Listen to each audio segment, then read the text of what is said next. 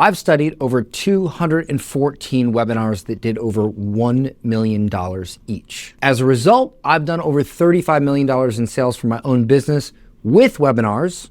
My name is Dan Henry, by the way. Hi. And in this video, I'm going to share with you something that I learned from this process, not just studying webinars, but actually making money with webinars, that I believe you can use right now. And that is the overall structure of a webinar, but more importantly, how to open a webinar. Because if you don't open a webinar good, then all the other stuff that you've meticulously planned and put together don't mean nothing, because they ain't gonna watch, they're gonna leave. All right, so what I'm gonna do quickly is go over the overall structure of a webinar, and then I'm gonna show you what to put right here at the very beginning that's gonna absolutely change the game for you. And this is also very close to the same structure of just a general sales video, is that it starts with some sort of welcome, kind of, welcome to the webinar, right? And a lot of people, if they do this live, they're like, well, what city are you coming in from? Oh, John from Texas, blah, blah, blah. By the way, I don't know why people do that. It's good to invite people on and, hey, how you doing and all that, but starting with that is a terrible idea, and after you watch this video, you will never do that stupid shit again. Okay, so that's the welcome. Then there's expectations. Here is what you will learn in this webinar. You are here. You're probably considering leaving. Let me tell you what you're gonna learn so that you don't leave. Next is the discovery. Every great webinar has some sort of path to success, some main core concept, some big idea that they're sharing. Usually it's a solution to a problem or how to take advantage of an opportunity. Well, you need to tell some sort of story of discovery. Many of you might think of this as an origin story, right? Like, hey, I was in this place that you were in. I was struggling with these things that you were struggling with. Now, I'm not struggling with them. Now everything is great. I have what you want. I figured out how to solve this problem. And so here was how I discovered it.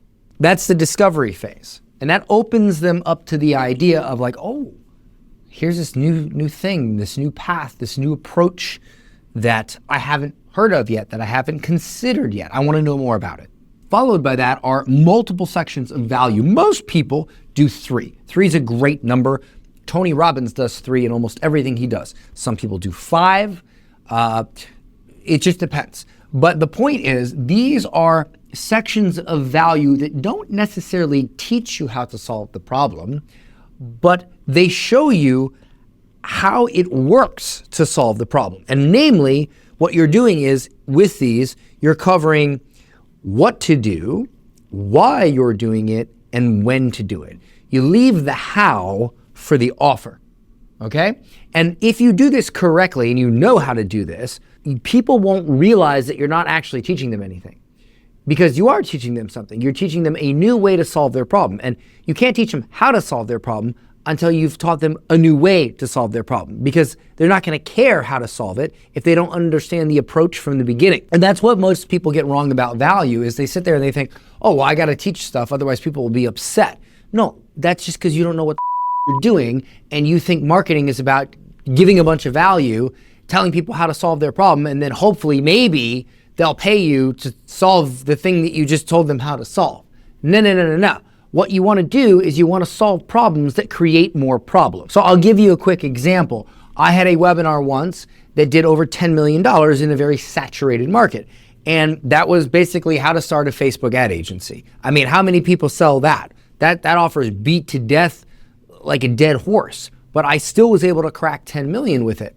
And the way I did that was, on the webinar, I said, listen, you guys know that it's probably not that difficult to learn Facebook ads, right? Like, that's not really the issue here. The issue here is, how do you get clients? And so what I did was, I taught them something towards the beginning of the webinar that showed them that they can get clients. I gave them a little exercise to do, and I said, we're gonna do this exercise, and by the end of the webinar, you're gonna have people messaging you saying, hey, I'm interested. And once you have that, you're gonna wanna take advantage of it. You're gonna want to get that money, right? But in order to get that money, you have to know how to run Facebook ads, and you have to have this system, right? And so when I did that, I overcame their objection, their thought in their head of, well, yeah, I'd love to learn how to do Facebook ads. I'd love to learn how to have an agency, but I just don't think I can get clients. Well, I showed them that they could get clients on the actual webinar. So by the time we came to the offer, they had already had people messaging them. I had shown them that it's possible. And then they're like, well, crap, I don't want to give up this thing that Dan has given me. Like I got money staring me in the face, so I'll give some money to learn how to pick up that money, right? Now, this is an advanced webinar tactic. I've also had webinars where I've not done this. I've just shown them that these things are possible and I've made money, but this is one of my highest converting webinars. And you gotta be very careful, because if you teach the wrong thing, you'll kill the sale and people will not wanna buy from you because you just solved their problem on the webinar. And trust me, you can give away too much value, but it's really not about giving away too much or too little. It's about what value you give away. If you give away the right value, you can give as much of it as you can possibly imagine, because it creates a need for the next value. What you don't want to do is give away the value that also exists in your offer. You need to give away value that exists to create the need and the desire for your offer, okay? So then we have the transition. And the transition, one of my favorite transitions, and this is honestly a classic one, is, hey, listen, you have two options. At this point, you can take everything I taught you during this training and you can go out and do it yourself. You can make all the mistakes, and you know what? If you're a grinder, by all means do that. Or number two, you could have somebody who has already done it, who's already helped people do it, walk you through it, hold your hand, or depending on the offer, do it for you. Which would you choose? One or two? Let me know in the chat. And everybody's like, two. Great. Well, since you all said two, do you mind if I share this offer with you to do just that? And then everybody's like, yes. So now you don't have to feel weird about making an offer or selling, because you just had the whole chat light up and say, yes, please sell me. Tell me the offer. So if you at this point still feel nervous about selling after the entire room said, sell me something, then you got problems. You don't need to be watching my channel. You don't need marketing help. You need therapy. Go book an appointment with your therapist, because you got problems, okay? But for the rest of us, somewhat normal people, when an entire room says, please sell me something, tell me what you have to sell, you should feel just fine about telling them the offer. And look, I get it. It's nerve-wracking. I've been there. I get nervous too. I'm no better than you.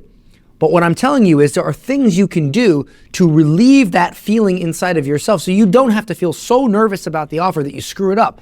And that little transition here is what that's for.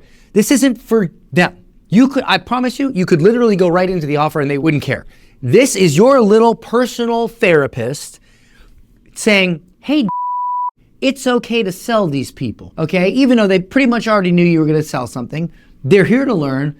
A lot of them are here to buy. Just to make you feel better about making the offer, we're gonna do this little transition so that everybody says, hey, sell me. And then you can feel better about it. And that's great. I do it for the same reason. To this day, I still get nervous when presenting an offer. I don't know, I'm a human and I made 35 million with this shit, but I still get nervous. So I still do this. So I'm not talking shit. I'm saying this is real. I feel the same way. I'm still a for it because I shouldn't be nervous, but I am. And so that's why I still do this. So you make the offer. Then you give away the bonuses to strengthen the offer. Then you go to Q&A. Q&A is where you answer questions, and you have the opportunity to answer questions and objections that you may have forgot to put in this whole other map here, okay? And when you do that, well, you're gonna pick up sales. I one time did a webinar with Anthony Morrison, and we got all the way to the Q&A. He did some Q&A, and we did 100 grand in sales. And I said, I am not gonna get off this webinar until we do 200 grand. I was young, crazy back then. And Anthony's like, bro, come on, dude, really? He like literally said that to me on the webinar. I'm like, nope, I ain't leaving. And I sat there for the next 2 hours, answered questions, overcame objections, and got it to 200 grand. He texted me after, he's like, you're a lunatic. And I said, I know. He's like, one of the best converting webinars I've ever done with a partner. I said, well, that's because I'm a lunatic. Now, here's the part where you've probably been sitting here like, Dan, shut the hell up.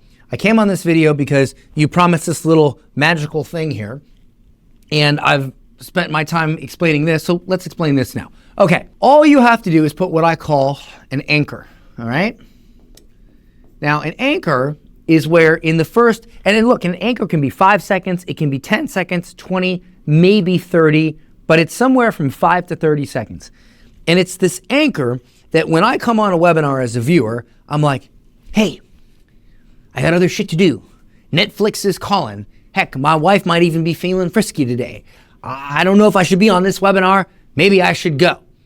But then I see something that literally attaches an anchor to my belt. And I'm like, oh, I can't go. This really seems like a webinar I should watch. No, I gotta stay, okay? Wife's gonna be mad at me. Netflix will still be there. That's the whole point of Netflix. I gotta watch this webinar, right? It's an anchor. So I'll give you an example. The anchor's tough because you need the proof, right? An anchor is all about proof. I threw up a screenshot of Stripe, and I had processed, whatever, how many millions in Stripe. And it wasn't just a screenshot, I was actually logged into Stripe. So when you got on the webinar, immediately I was like, look at all this money. This is real. I'm clicking it. Here, I'll refresh the page so you know I didn't mess with it. Guys, I know how to do stuff with Facebook ads. Let's go. Like, it was just as simple as that. But most people, what they'll do is, even if they have that result, they'll wait until like here or here to do that. No. The second you go live, hey guys, see this screenshot right here? Hey guys, see this right here? Like, I don't say, hey, where are you from? Oh, you're from Texas. I don't give a that you're from Texas. Great, you have a gun and it's hot. What the do I care? I don't care. You don't care. Nobody cares. It's just someone someday said you should ask where people come from, what their city is. And I get it. It's to show that you're live. But fine, do that later. Anchor them first. Anchor them. Because they want to leave. It's free. Now, if you do a paid presentation where you're charging for this, well, then it's different. They're going to stay because they paid. Then you can kind of suck at the beginning and they're still going to stick around. But I highly recommend you do it anyway. So what are some good anchors? If you sell real estate, okay, start with a picture of a house with you with a sledgehammer in it. Hey, everybody, see this picture right here? This house, a month before, I bought it for this price.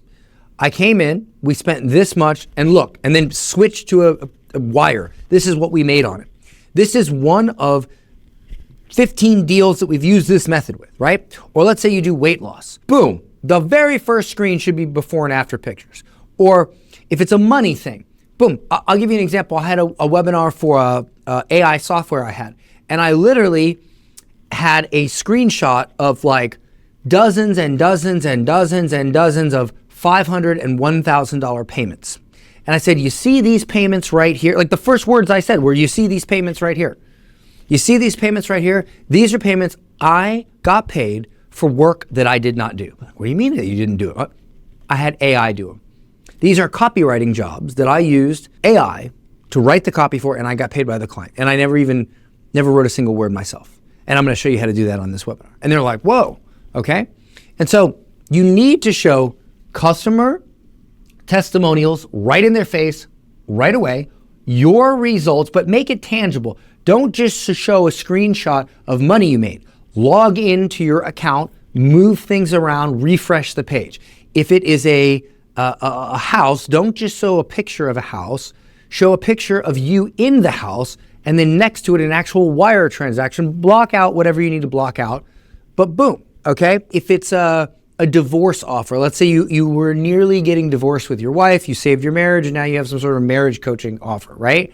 Have a picture of you and your wife in the mediation room, in court, or maybe if you got the letter from, let's say your wife filed for divorce, you get the letter that says, divorce, you're served, but then you fixed it and you got your family back, okay? Literally, the very first screen should be that divorce notice.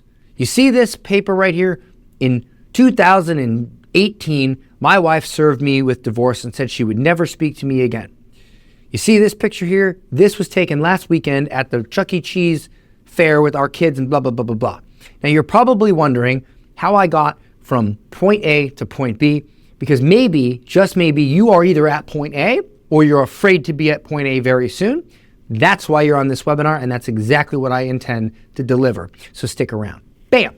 You add that anchor, and now all this stuff, not only do they stay, but they pay more attention. They care more because they're anchored to this information here.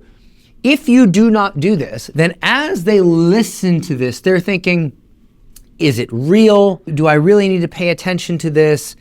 How serious should I take this? But when they are anchored, they're like, I need to take this seriously. This is real.